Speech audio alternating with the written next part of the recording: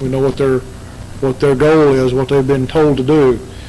And having the 7 plagues, clothed in pure and white linen, in other words, they're free from sin, and having their breasts girded with golden girdles.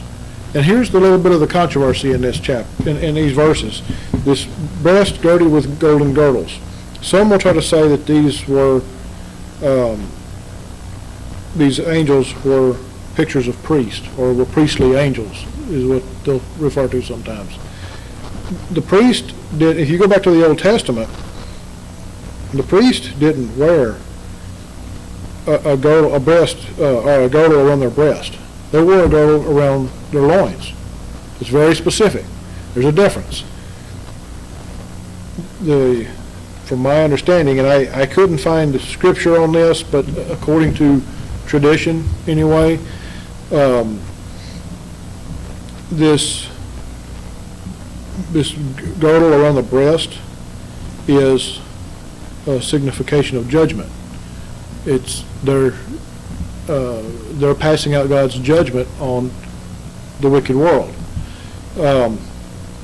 They're not there as priests. They're there as judges and executioners, actually representative of the true judge, God, and bring out His wrath. They're bringing the wrath of God on the wicked world.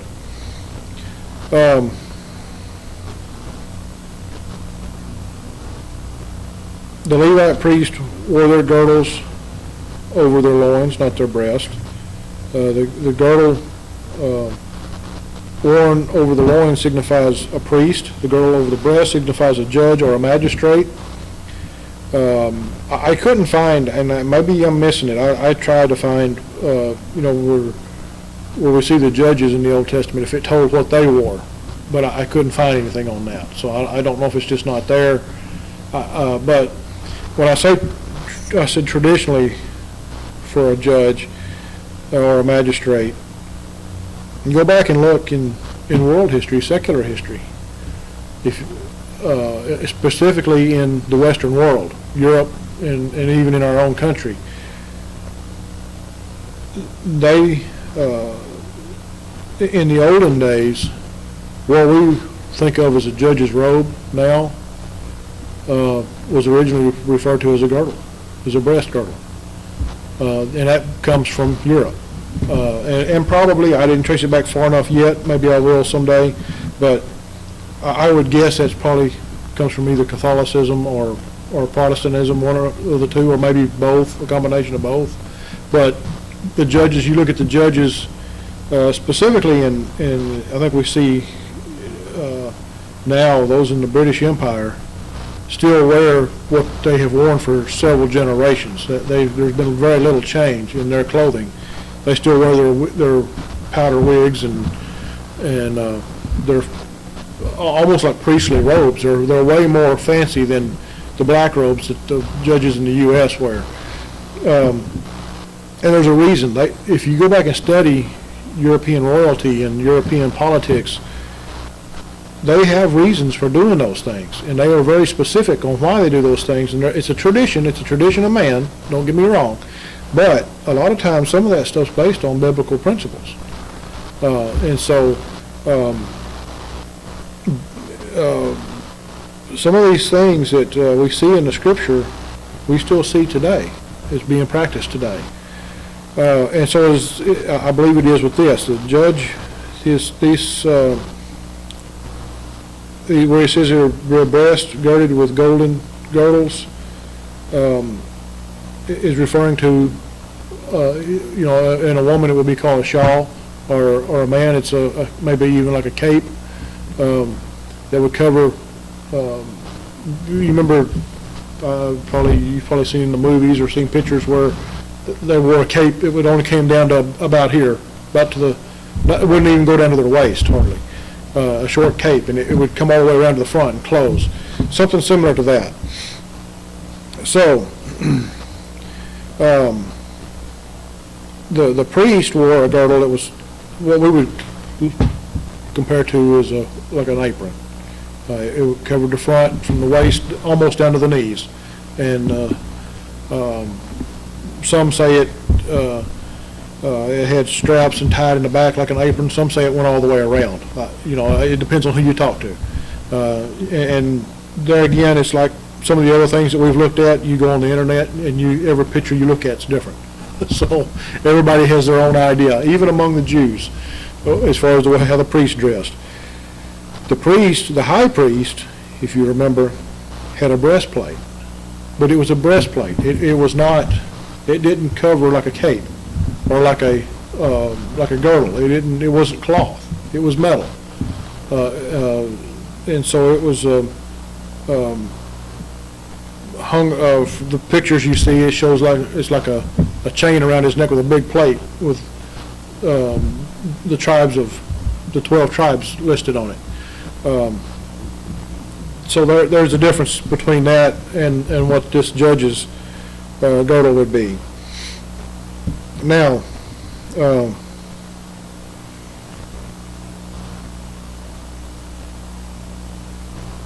verse 7, he says, "And one of the four beasts gave unto the seven angels 7 golden vials full of the wrath of God, who liveth forever and ever." Now, if we go back to verse 1, it says 7 angels having the 7 last plagues, for in them is filled up with the wrath of God. It appears in verse 1 that they've already got the vials. But remember how John's been doing with his writing. He goes back and forth, and he does here. So it's almost like he saw these angels, but then he comes back and tells the rest of the story. So verse 1 is a summary of what he's going to see. And so starting in verse 2, then you start seeing what he's talking about in verse 1. So we get down to verse 7 before these 7 angels are actually given the vials. Now, verse 6, it says that the 7 angels came out of the temple having the 7 plagues. When they come out of the temple, they're going to have the 7 plagues. Remember the 4 beasts. The 4 beasts, remember, they were flying around the throne of God.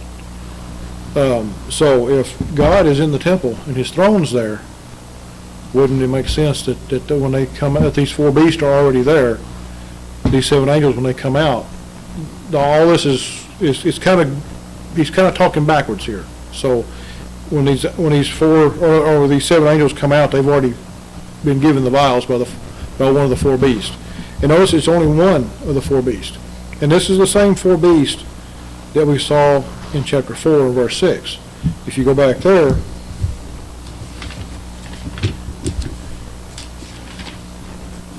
chapter 4 and verse 6, "And before the throne there was a sea of glass like unto crystal." Now remember, we talked about that might have been our first lesson in chapter 15, but we talked about the sea of glass. "And in the midst of the throne, and round about the throne, were 4 beasts full of eyes before and behind." And he goes on to describe each beast. So these are the same 4 beasts that he's talking about. They're before the throne of God. One of these beasts gives the 7 angels the golden vials. That's his duty, is to do that. "And 7 vials full of the wrath of God, who liveth forever and ever."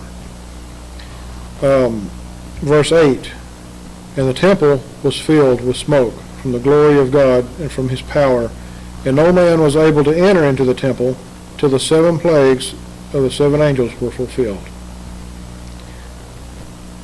Where do we see the temple filled with God's glory before this in the Old Testament? Twice, at least twice. So if you go back, let's go back to Exodus. And I know this is not the temple, this is the tabernacle, but it's the same picture here. Exodus chapter 40.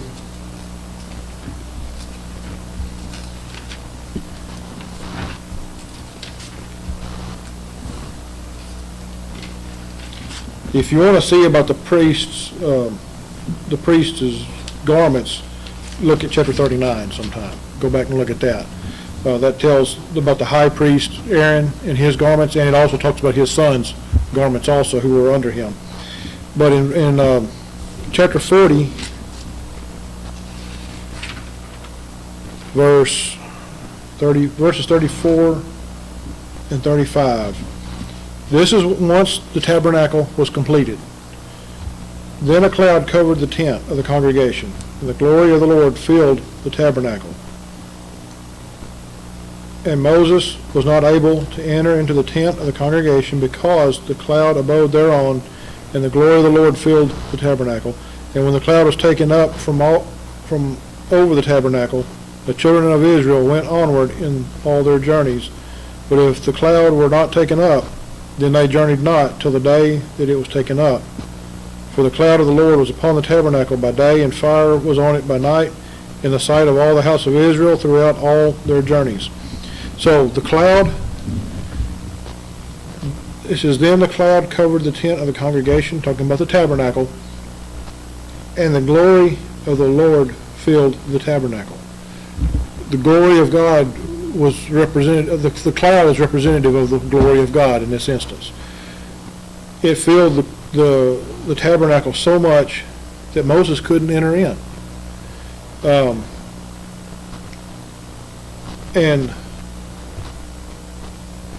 Again, in verse 35, he says this, and the glory of the Lord filled the tabernacle, talking about the cloud that was there. We see in verse 37, but if the cloud were not taken up, then they journeyed not. In verse 36 and 37, he tells if the cloud was gone, they could travel. But if the cloud was still there, they weren't to go anywhere. They were to stay there.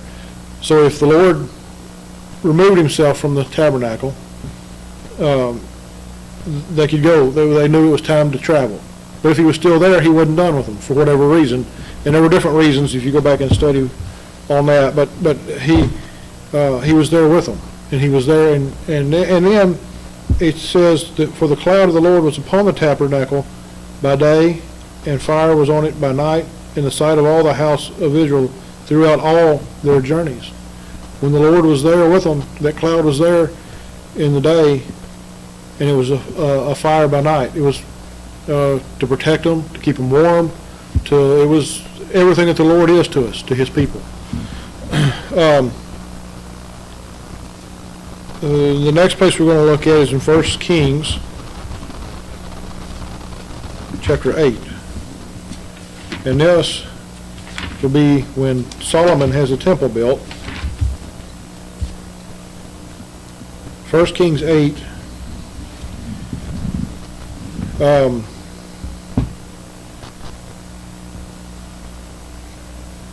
Let's start with verse 10.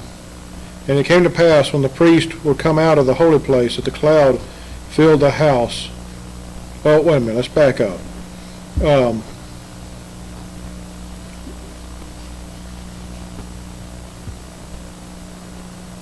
Verse 1 in chapter 8. Then Solomon assembled the elders of Israel and all the heads of the tribes, the chief of the fathers of the children of Israel, unto King Solomon in Jerusalem, that they might bring up the ark of the covenant of the Lord out of the city of David, which is Zion. And all the men of Israel assembled themselves unto King Solomon at the feast in the month of Ethanim, which is the 7th month.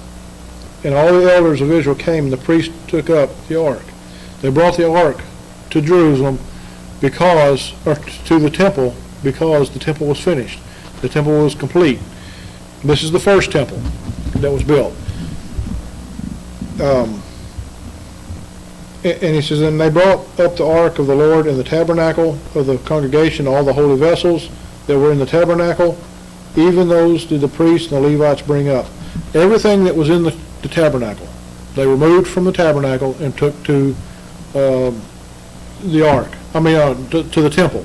And if you remember, there were other things that because the temple was so much larger than the tabernacle, there were other things that the Lord wanted in the temple.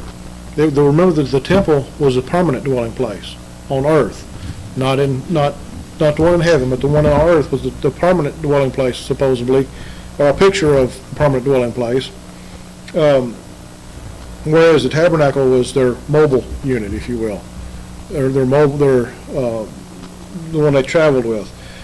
They've got a permanent place now to go and worship the Lord, a stationary building. In verse 5, and King Solomon and all the congregation of Israel that were assembled unto him were with him before the ark, sacrificing sheep and oxen that could not be told nor numbered for multitude.